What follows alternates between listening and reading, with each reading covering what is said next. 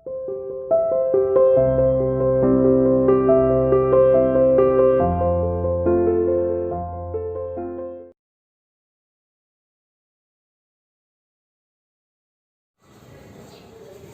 to CI International School online classes. Hello students, how are you? Hope you are fine.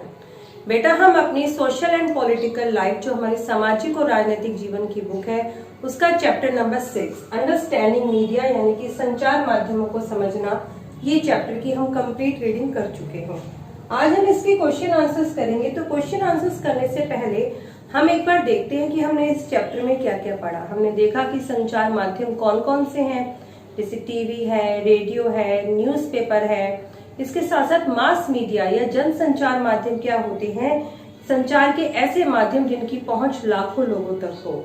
ठीक है। और इसके साथ साथ हमने सेंसरशिप के बारे में पढ़ा कि कभी कभी जो गवर्नमेंट है वो सेंसर लगाती है, जैसे कि कोई मूवी का कोई दृश्य लोगों तक ना पहुंचे, गाने के बोल लोगों तक ना पहुंचे या समाचार का कोई अंश लोगों तक ना पहुंचे तो गवर्नमेंट उस पर प्रतिबंध लगाती है, जिसे हम सेंसरशिप कहते हैं।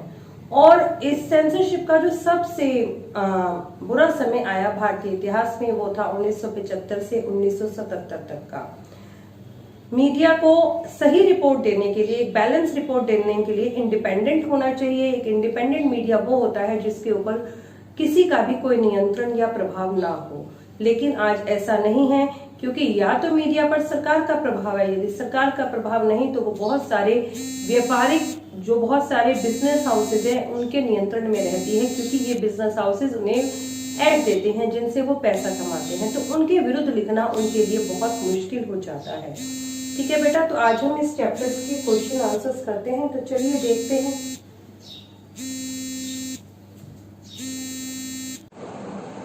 प्रश्न नंबर 1, स्वतंत्र संचार माध्यम से आप क्या समझते हैं?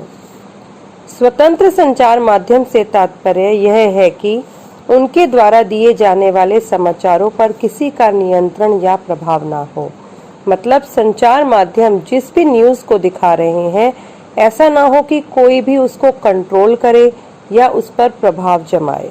समझ रहे हैं? जैसे कई बार जो गवर्नमेंट है, सरकार है, वो उन पर नियंत्रण करती है, या कई बार जो व्यापारिक प्रतिष्ठान है वो भी मीडिया के ऊपर ये प्रभाव डालते हैं कि वो इस न्यूज़ के इस अंश को समाचारों में ना दें। तो एक स्वतंत्र संचार माध्यम वही होता है जिसके ऊपर किसी का भी नियंत्रण या प्रभाव ना हो। प्रश्न नंबर 2, मीडिया को परिभाषित करें। मीडिया क्या है बेटा? मीडिया का संदर्भ संचार माध्यमों से है। ठीक है, जैसे कि टीवी, रेडियो, समाचार पत्र, इंटरनेट, इन सभी को हम मीडिया कह सकते हैं। ठीक है। प्रश्न नंबर 3, मास मीडिया को परिभाषित करें, या फिर इसे हम ऐसे भी कह सकते हैं कि जन संचार माध्यम क्या है, या फिर जन संचार माध्यमों को परिभाषित करें। संचार माध्यम के ऐसे रूप जिनकी पहुंच लाखों लोगों तक है, देश और विदेश के जन समूह तक है, जैसे टीवी, रेडियो, समाचार पत्र, इन्हें मास मीडिया या जन संचार माध्यम कहते हैं। बेटा इसका मतलब ये है कि बहुत सारे संचार माध्यम हैं। जैसे आप देखिए, टीवी है, रेडियो है, न्यूज़पेपर है, टेलीफोन है, ये सब संचार माध्यम है। लेकिन इनमें से मास मीडिया या जन संचार माध्यम वही होंगे जिनकी पहुंच लाखों लोगों तक हो। फॉर एग्जाम्पल, मान लीजिए कि हम फोन में बात कर रहे हैं। यदि हम फोन में बात कर रहे हैं तो दो व्यक्ति फोन में बात कर रहे हैं। ठीक है, हम कर रहे हैं और एक दूसरा व्यक्ति उसे सुन रहा है, तो उसे हम जनसंचार माध्यम नहीं कह सकते। जनसंचार माध्यम एक ऐसा माध्यम है जिसकी पहुंच लाखों लोगों तक हो, देश विदेश के लोगों तक भी हो, जैसे कि टीवी, रेडियो, समाचार पत्र। क्योंकि एक बार टीवी में या रेडियो में कोई भी न्यूज़ आ जाती है या समाचार पत्र में कोई भी न्यूज़ छप जाती है तो एक साथ कई लाखों लोगों तक पहुंच जाती है। लाखों लोग उस जानकारी को प्राप्त कर लेते हैं। तो ऐसे संचार माध्यम जिनकी पहुंच लाखों लोगों तक हो उसे हम मास मीडिया या जन संचार माध्यम कहते हैं। आगे देखिए बेटा, प्रश्न नंबर 4, प्रिंट मीडिया के 2 उदाहरण दीजिए। प्रिंट मीडिया यानी कि छपा हुआ माध्यम, छपे हुए क्या हैं, जैसे कि समाचार पत्र हो गए और पत्रिका।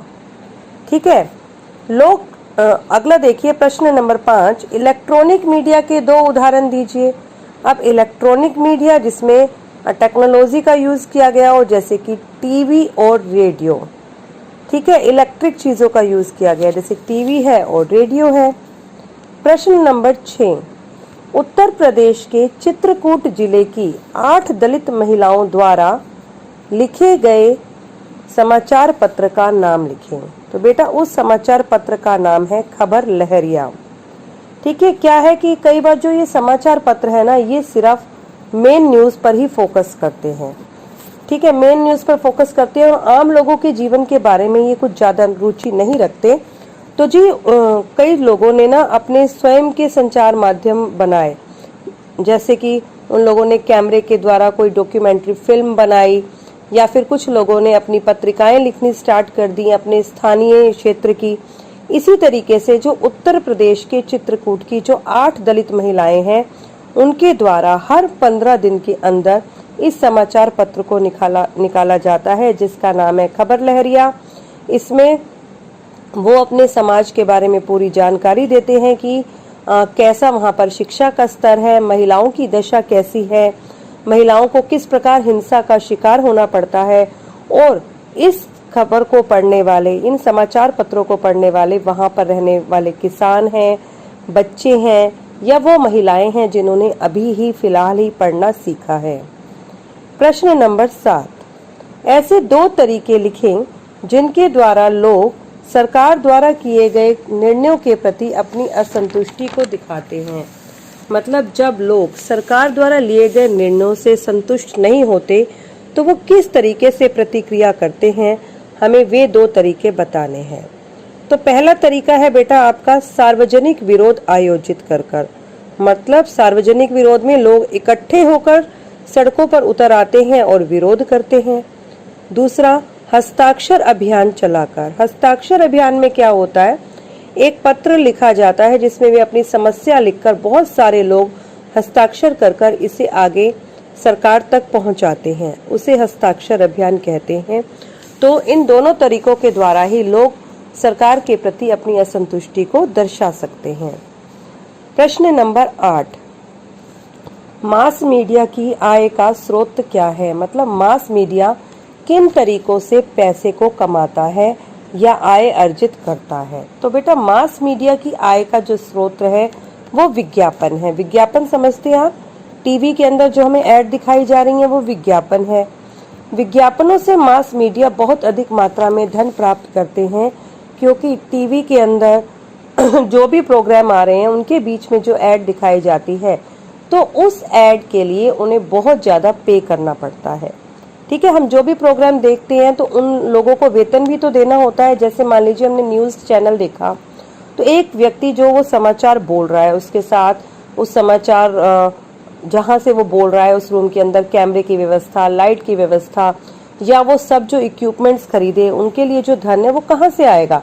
तो उन सब के लिए जो धन है बेटा वो विज्ञापनों से आता है, क्योंकि विज्ञापन जो है, जो बड़े बड़े व्यापारिक लोग हैं वो अपने नए नए प्रोडक्ट्स जब बनाते हैं तो उनका विज्ञापन देते हैं, ताकि लोग आकर उन्हें खरीदें। अपने अपने प्रोडक्ट्स को दुनिया तक पहुंचाने के लिए वो ये पैसा मास मीडिया को देते हैं, ताकि वो अपने प्रोग्राम के बीच बीच में इन विज्ञापनों को दिखाए, और इन्हीं विज्ञापनों से मास मीडिया बहुत अधिक मात्रा में धन को प्राप्त करते हैं। प्रश्न नंबर 9, टीवी पर विज्ञापनों की बार बार आवृत्ति क्यों की जाती है। बार बार आवृत्ति मतलब बार बार हमें एक ही ऐड को देखना पड़ता है, एक ही विज्ञापन को देखना पड़ता है। कई बार तो हम जब अपना फेवरेट टीवी प्रोग्राम देख रहे होते हैं ना, तो हम बोर भी हो जाते हैं, या क्रिकेट मैच देख रहे होते हैं तो भी हम बोर हो जाते हैं कि हमें हर ओवर के बाद या फिर बार बार हमें एक ही विज्ञापन को बार बार देखना पड़ता है। ऐसा क्यों होता है। टीवी पर विज्ञापनों की बार बार आवृत्ति इस आशा से की जाती है कि आप बाहर जाकर विज्ञापित वस्तु खरीदेंगे। मतलब हम जब बार बार उन्हीं विज्ञापनों को देखते हैं तो हमारा माइंड सेट हो जाता है, क्योंकि उस विज्ञापन के अंदर उन चीज़ों की क्वालिटी को बताया जाता है कि उनके अंदर क्या क्वालिटी है, इन चीज़ों का उपयोग करने से हमें किन किन चीज़ों के फायदे होंगे। सिर्फ अच्छी चीज़ें ही बताई जाती हैं उसके बारे में, तो लोग ताकि अपना मन बनाए और बाहर जाकर वो उन चीजों को खरीदे, इसी आशा से बार बार टीवी पर विज्ञापनों की आवृत्ति की जाती है। प्रश्न नंबर 10, एक समाचार चैनल में विज्ञापन देने का मूल्य किस कारक पर निर्भर करता है? मतलब एक समाचार चैनल है, उसमें जो एड आ रही है ना, कि उसका मूल्य कितना होगा। एक एड दिखाने के लिए उसे कितना मूल्य देना पड़ेगा, ये किस बात पर निर्भर करता है कि उस चैनल की लोकप्रियता कितनी है, मतलब वो चैनल कितना पॉपुलर है। जितना वो चैनल पॉपुलर होगा उतनी ही ज्यादा उसको वहां पर न्यूज में जो विज्ञापन दिखाया जा रहा है उसका ज्यादा मूल्य देना पड़ेगा। ये 1000 रुपए से 10,000 रुपए प्रति सेकंड तक हो सकता है, प्रति 10 सेकंड तक, मतलब सिर्फ 10 सेकंड विज्ञापन देने के 1000 रुपए से 10,000 रुपए तक हो सकता है। और ये डिपेंड करता है कि वो चैनल कितना पॉपुलर है। चैनल जितना ज्यादा पॉपुलर होगा उतना ही ज्यादा उसका पे उनको करना पड़ेगा, उतना ही ज्यादा उनको पैसा देना पड़ेगा अपने उस विज्ञापन को दिखाने के लिए। ओके बेटा, तो आप आज इन 10 क्वेश्चंस को अपनी नोटबुक में लिखिए और अच्छे से चेक कर लेना कि कहीं पर कोई मिस्टेक तो नहीं किया आपने।